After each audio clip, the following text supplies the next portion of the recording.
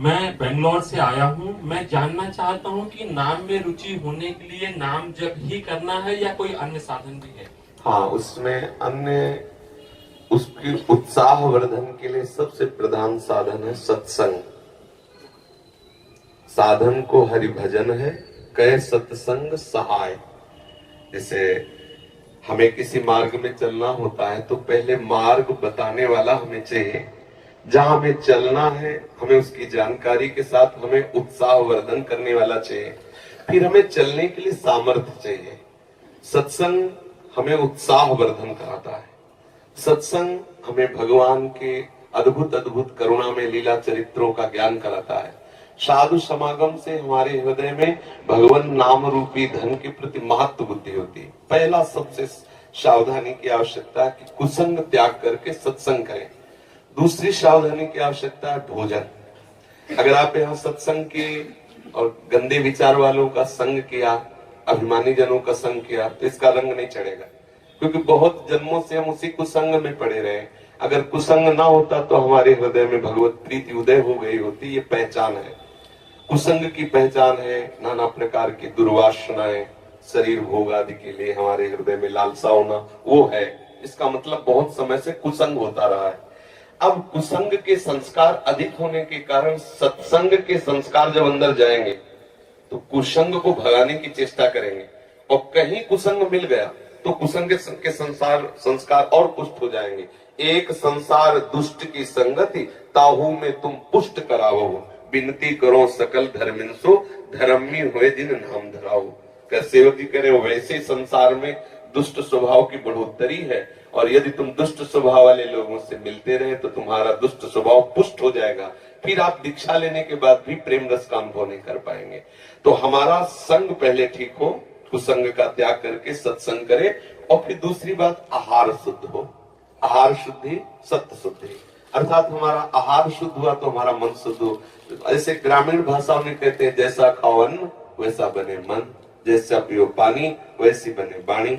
ऐसे गांव में भी ऐसे चर्चाएं होती है।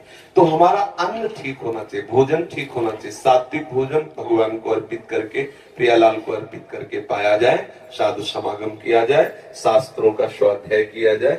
भगवान शंकराचार्य जी ने साधन पंचक का गान किया है, उसमें से आगे आगे के 5 शब्द हम बताते हैं। पहला है वेदो नित्य मधीयताम, दूसरा है संगा सत्सु विधीयताम, तीसरा है महावाक्यार्थस्य विचारिताम, चौथा है क्षुद व्याधि चिकित्सिताम, पांचवा है एकांते सुखमाश्रिताम अथातो ब्रह्म जिज्ञासा। पहले का तात्पर्य है कि जो भगवत प्राप्ति करना चाहता है उसे शास्त्रों का स्वाध्याय अनिवार्य। यदि पढ़ा लिखा नहीं है तो जहां शास्त्रों का गान होता है वहां सुनना चाहिए। श्रवण से भी पठन का लाभ प्राप्त हो जाता है। श्रवण और पठन का एक ही फल है। सेवक हरिवंश महाप्रभु ने कहा, श्रवण सुनत प्रापक रति राधा पद अम्बुज सुकुमार। यदि हम प्रियालाल की चर्चा सुनते रहे, वाणी सुनते रहे, तो हमें प्रियालाल के चरणों में प्रेम हो जाएगा। वेदो नित्य मधीयताम, शास्त्रों का हम नित्य स्वाध्याय करें या श्रवण करें। संगा सत्सु विधीयताम, हम संग करें तो महापुरुषों का संग करें, जिनके संग से हमारे अंदर के विकार मिट जाएं, जिनके संग से प्रभु प्यारे लगने लगे, जिनके संग से हमें संसार के भोग के प्रति हे बुद्धि हो जाए, ऐसे संतों का हम संग करें। और महावाक्यार्थस्य विचारिताम, जो महापुरुषों ने अनुभव किया है, वो जो वचन बोलते हैं, वैसे यहाँ महावाक्य का तात्पर्य तो अहम ब्रह्मास्मादि से है, लेकिन हम उसको इस रूप में लेते हैं कि जो संत महापुरुषों ने जीवन में अनुभव करके और वो शास्त्रों का सार वाक्य बोलते हैं, विचारिताम, वाक्यार्थस्य विचारिताम, हम उनके वाक्यों के अर्थ का विचार करें। जो संत जब कहते हैं उस विचार में डूबे, उसे आचरण में उतारे। फिर बात कही, क्षुद व्याधि चिकित्सिताम, क्षुधा रूपी व्याधि की चिकित्सा करें। देखो कैसी बात कही, चिकित्सा औषधि रूप में होती है, भिक्षान्नम औषधम।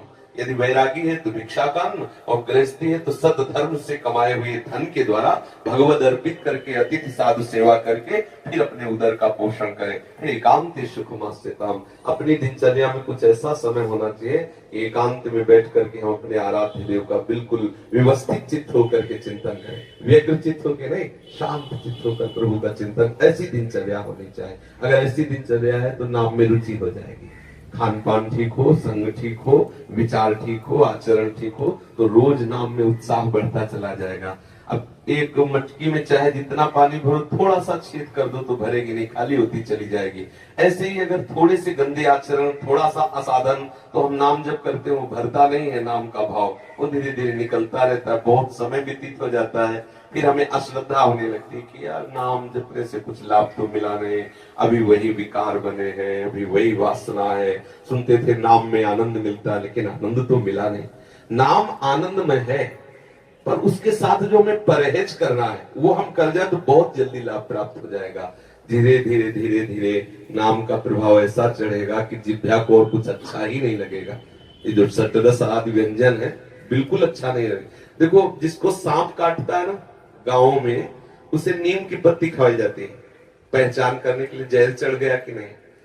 पूछा जाता है कैसा लगा, उसने कहा कड़वी, तो बोले सांप जहरीला नहीं था क्योंकि जहर नहीं चढ़ा। और अगर उसने बोला कि नीम की पत्ती मीठी, तो बोले बस सांप का जहर चढ़ गया। संसार कैसा, दुखालयम, बोले नहीं मुझे सुखमय लग रहा है, बोले जहर चढ़ गया। ये काल रूपी सर्प का जहर चढ़ गया, क्योंकि विषय मुझे जो दुख देने वाले वो सुखमय लग रहे हैं। अब झाड़ने फूकने वाले अपना मंत्र शुरू कर देते हैं। संत महात्मा है झाड़ने फूकने वाले, उपदेश दे के मंत्र दे करके उसके विष को उतारते हैं, और जब तक वो विष नहीं उतरता तब तक उसे नीम मीठी लगती है। जब तक तुम्हें संसार के भोग अच्छे लग रहे हैं तो समझ लो अभी जहर उतर नहीं रहा है। बराबर मंत्र जाप करते रहो, बराबर सत्संग करते रहो, और जहां जहर उतरा तो राधा नाम सुधार समवसी तुम जिह्वास्त में पियो। आंखों से आंसू आएंगे, जिह्वा से नाम निकलेगा, रोम रोम खड़ा हो जाएगा। ऐसा नाम महासुखमय है, पर हम अभ्यास करते रहे। जिन संतों को स्वाद मिला नाच नाच करके जगत को पावन कर दिया, हरि यश गा करके। इसलिए नाम जापक को चाहिए कि भोजन और संग दो पर दृष्टि रखें। भले उपवास करना पड़े, अशुद्ध अपवित्र जिसे हम जानते नहीं, जिसके चरित्र को हम नहीं जानते, उसके हाथ का ना पाए। पता नहीं कौन से आचरण करके कैसा लाया है भोजन, वो हमारी बुद्धि को कैसा प्रभावित कर दे। ये अगर दो बात ध्यान रही, संग और भोजन, तो हमारा भजन बढ़ता चला जाएगा।